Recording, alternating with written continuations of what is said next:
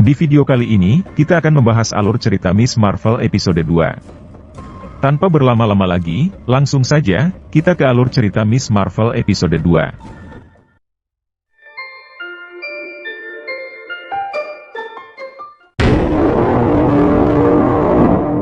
Cerita dimulai dengan memperlihatkan Kamala, yang baru saja tiba di sekolahnya. Di sana, orang-orang sedang membicarakan Zoe, yang sedang viral di media sosial, karena kejadian di AvengerCon. Untuk merayakan momen tersebut, Zoe berinisiatif akan mengadakan pesta di rumahnya. Kamala mengajak Bruno dan Nakia datang ke pesta itu, karena ada Kamran yang juga akan datang ke sana.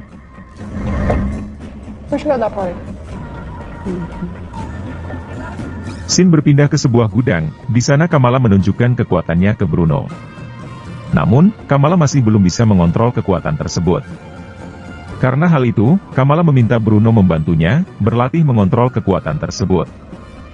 Hingga akhirnya, Kamala pun mulai bisa menggunakan kekuatan itu.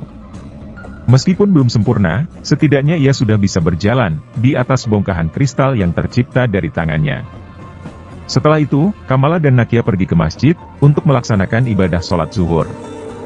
Setelah sholat selesai, mereka mendengar pengumuman pemilihan Dewan Masjid. Kamala menyarankan Nakia untuk mencalonkan diri.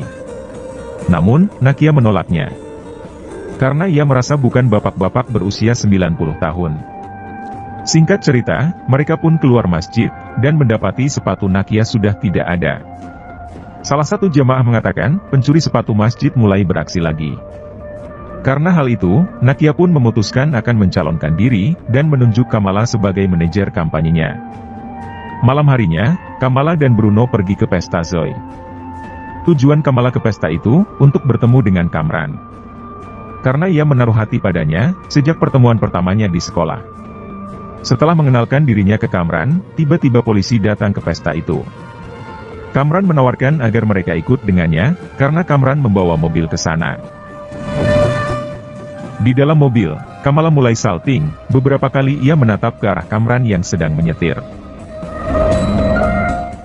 Mereka akhirnya turun di tempat Bruno. Sebelum meninggalkan Kamala dan teman-temannya, Kamran memberikan nomor HP-nya, dan menawarkan untuk mengajari Kamala menyetir.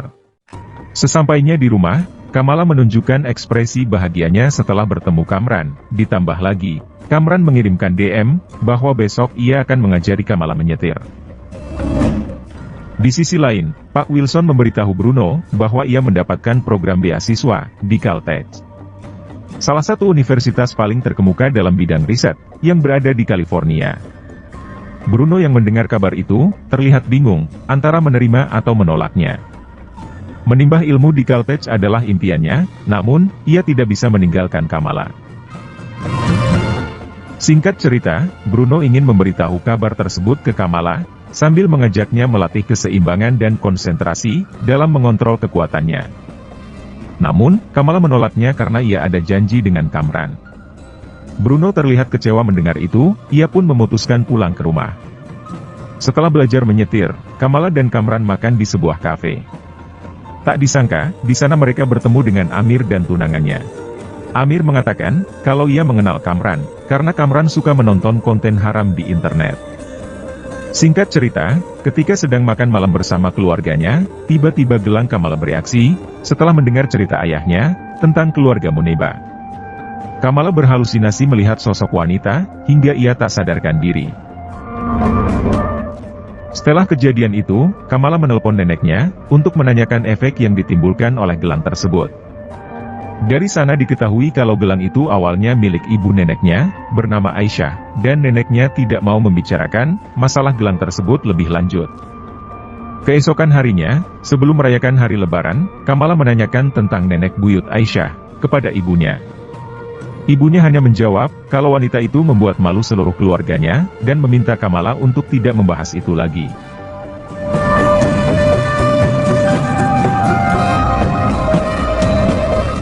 Singkat cerita, mereka pun pergi merayakan hari Lebaran, terlihat juga Bruno dan Nakia ada di sana. Nakia memanfaatkan momen tersebut, untuk mengkampanyekan dirinya sebagai calon Dewan Masjid. Nakia meminta Kamala dan Bruno ikut membantunya, membagikan brosur pencalonannya.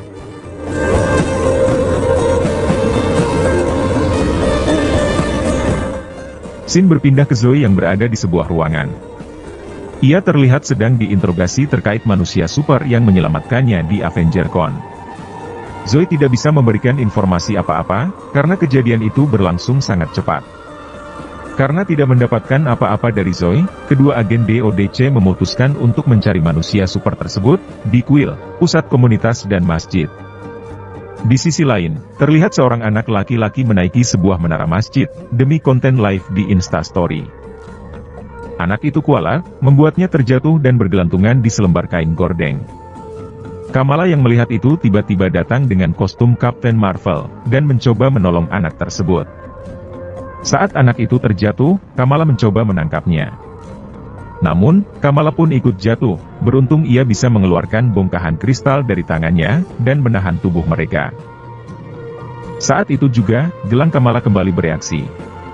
Ia kembali melihat sosok wanita yang sama seperti sebelumnya. Hal itu membuat anak tersebut kembali jatuh, beruntung Kamala masih bisa menyelamatkannya, meskipun anak tersebut mengalami luka di pergelangan kakinya. Orang-orang yang menyaksikan kejadian itu, menayangkannya secara langsung di media sosial mereka. Hal itu menyebabkan orang-orang dari DODC mengetahuinya, dan memburu Kamala saat itu juga. Di waktu yang sama, datang Kamran dengan mobilnya menolong Kamala dan membawanya pergi dari sana. Di perjalanan, Kamran mengenalkan ibunya ke Kamala. Yang ternyata wanita itu sangat mirip dengan wanita yang Kamala lihat sebelumnya, ketika gelang di tangannya bereaksi, dan Miss Marvel episode 2 pun selesai. Jadi, itu dia guys, review Miss Marvel episode 2. Kalau teman-teman suka dengan series ini, komen sebanyak-banyaknya, biar Mimin buatkan untuk episode-episode selanjutnya. Semoga teman-teman bisa memahami alur cerita Miss Marvel kali ini, dan sampai jumpa di alur cerita film berikutnya.